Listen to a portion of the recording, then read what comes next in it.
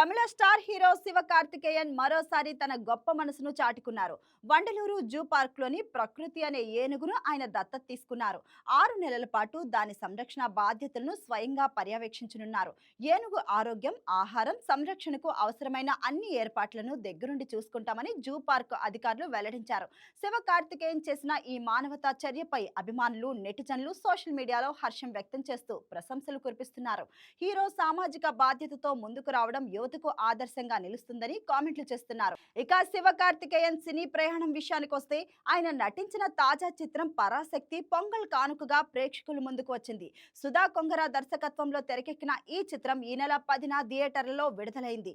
సామాజిక, రాజకీయ అంశాలను స్పృశిస్తూ రూపొందిన ఈ సినిమా ప్రేక్షకుల్లో చర్చకు దారితీసింది. ముఖ్యంగా రాజకీయ కోణం ఉండటంతో కొందరి నుంచి విమర్శలు, మరికొందరి నుంచి ప్రశంసలు అందుతున్నాయి.